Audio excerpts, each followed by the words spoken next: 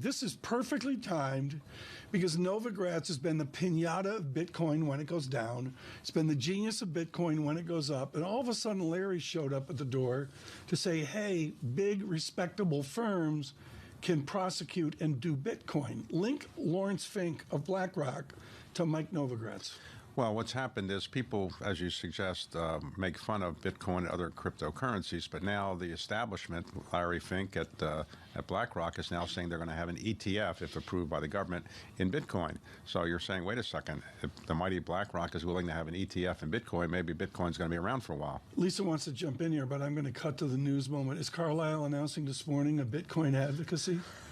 No, I don't think so. But there's no doubt that Bitcoin is something that I wish I had bought it at $100 a Bitcoin when Mike Novogratz started buying it. It's now at $29,000. So he's made a lot of money. And a lot of people who bought it at the $100 or less are feeling pretty good. Now, it went up as high as 61,000, I think. Even down to 31,000 or even 29,000 now is still pretty good profit if you bought it at 100. We all wish we would have bought it at 100 and to ride it up. It's one thing for BlackRock to come up with an ETF because they believe in the proposition of Bitcoin. It's another because they see a profitability proposition where they can, basically take advantage of the interests other people have. I mean, isn't that more of what this is? That basically Wall Street is saying, if there is a market for it and we can viably make one for them and make some money, why not? Well, remember, Wall Street is in business to make money, and this is something they can probably make money of. You have to remember, the United States government has been somewhat skeptical of it. I think Democrats in the Congress, and particularly the people regulating the SEC, are skeptical of Bitcoin and other cryptocurrencies. But outside the United States, there's a lot of interest in it. I think FTX really hurt when it went bankrupt, and it hurt the crypto industry. But a lot of people around the world want to be able to trade in a currency that their government can't know what they have, and they want to be able to move it around, rightly or wrongly.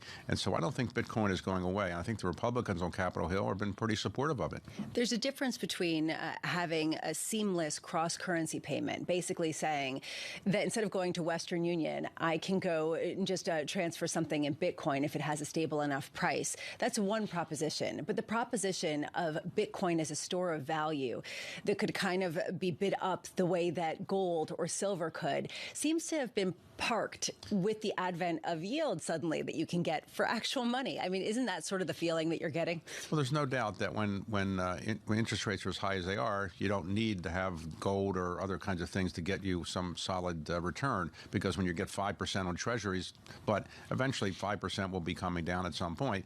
I don't think Bitcoin or cryptocurrencies that are the better ones, the better known ones, Bitcoin and so a number of others, are going to go away. There's enormous interest around the world in being able to have something you can transfer without the government knowing about it and keep it private. And, you can say people shouldn't do that, but that's not going to stop people from doing it.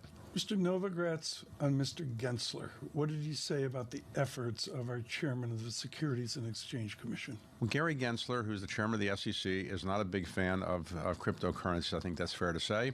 But he lost a major case recently in court where he was trying to argue that one of the cryptocurrencies, Ripple, was a security, and he lost that case. So I think the SEC has not been able to convince at least the government yet, or at least the courts, that cryptocurrency is such a dangerous thing. And I remember a lot of people in the government now are thinking that Gary Gensler won't be the chairman of the SEC forever. That's where I wanted to go. I mean, these guys just wait him out, right? I think that's a strategy that's very popular in Washington, waiting out regulators you don't like.